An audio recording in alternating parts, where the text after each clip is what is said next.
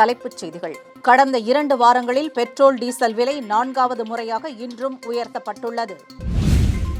தமிழகத்தில் புதிதாக 8000 தனியார் மருத்துவமனைகள், கிளினிக்குகள் தொடங்க அனுமதி வழங்கப்படவில்லை என்று மக்கள் நல்வாழ்வுத்துறை தெரிவித்துள்ளது.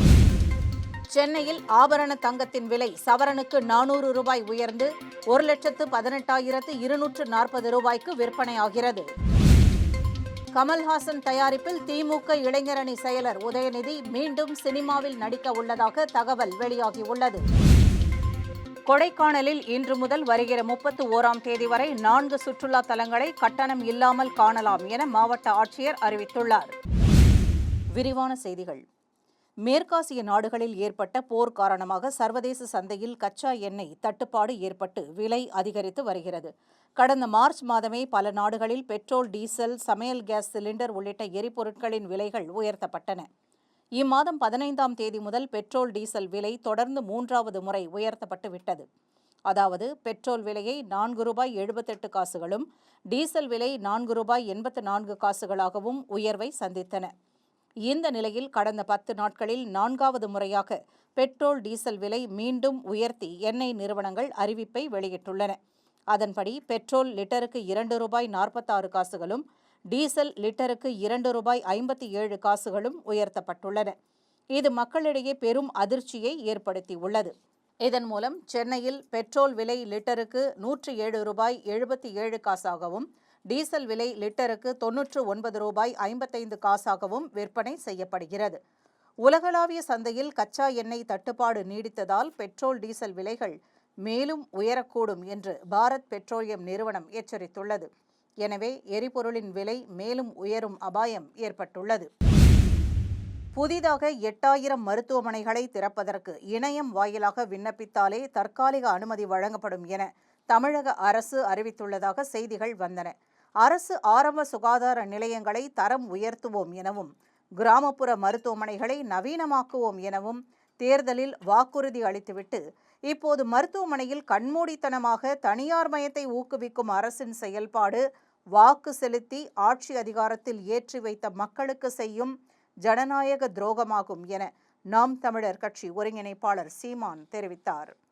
இந்நிலையில் விண்ணப்பங்களை நேர்மையாக ஆய்வு செய்து தகுதியான கிளினிக் அல்லது மருத்துவமனைகளுக்கு மட்டும் தற்காலிக பதிவு உரிமச் சான்றிதழ் வழங்குமாறு அமைச்சர் அறிவுறுத்தினார். அதே வேளையில் புதிதாக 8000 கிளினிக்குகள், மருத்துவமனைகளை தொடங்க அனுமதி வழங்குவது குறித்து எந்த அறிவிப்பும் வெளியிடப்படவில்லை என மக்கள் நல்வாழ்வுத்துறை சார்பில் தெரிவிக்கப்பட்டுள்ளது.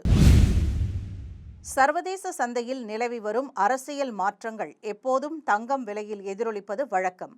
அந்த வகையில் அமெரிக்கா மற்றும் ஈரான் நாடுகளுக்கு இடையே சமாதான ஒப்பந்தம் ஏற்பட போவதாக வெளியாகியுள்ள தகவல்கள் உலக பொருளாதாரத்தை புதிய பாதையில் தள்ளியுள்ளது. இதனால் தங்கம் விலை தொடர்ந்து ஏற்றம் இறக்கத்துடன் காணப்பட்டு வருகிறது.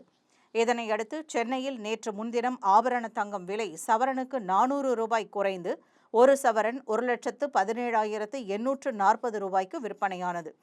ஆபரண தங்கத்தின் விலை கிராமுக்கு 50 ரூபாய் குறைந்து ஒரு கிராம் 14,730 ரூபாய்க்கும், வெள்ளி விலையில் மாற்றமின்றி ஒரு கிராம் 295 ரூபாய்க்கும், ஒரு கிலோ 2,95,000 ரூபாய்க்கும் விற்பனை செய்யப்பட்டது. கடந்த 2022ஆம் ஆண்டு கமலுக்கு சொந்தமான ராஜ்கமல் பிலிம்ஸ் இன்டர்நேஷனல் தயாரிப்பில் உதயநிதி கதாநாயகனாக நடிக்கும் ஒரு புதிய திரைப்படம் அறிவிக்கப்பட்டது. நடிகர் சசிகுமார் நடித்த கிடாரி படத்தை இயக்கிய இயக்குனர் பிரசாத் முருகேசன் புதிய படத்தை இயக்குவதாக இருந்தார். கதை விவாதம் முடிந்து உதயநிதி நடிக்க தொடங்குவதற்கு முன் திடீரென விளையாட்டுத்துறை அமைச்சராக பதவியேற்றார். அவர் அமைச்சரானதும் திரைப்படத்தில் நடிப்பதை கைவிடுவதாக அறிவித்தார்.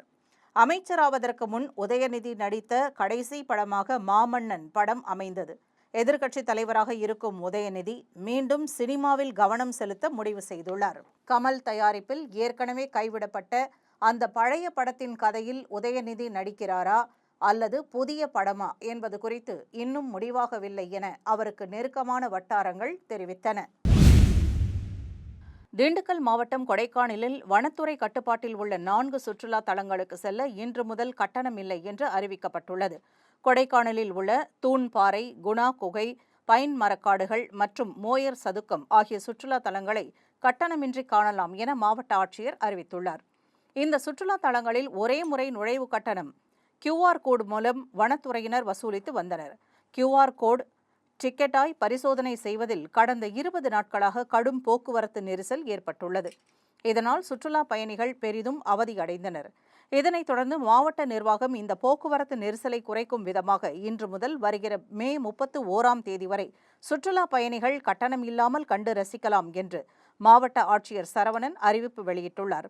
வனத்துறையின் சுற்றுலா தலங்களை கட்டணம் இல்லாமல் கண்டு ரசிக்கலாம் என்ற அறிவிப்பு சுற்றுலா மக்களிடையே பெரும் வரவேற்பை பெற்றுள்ளது.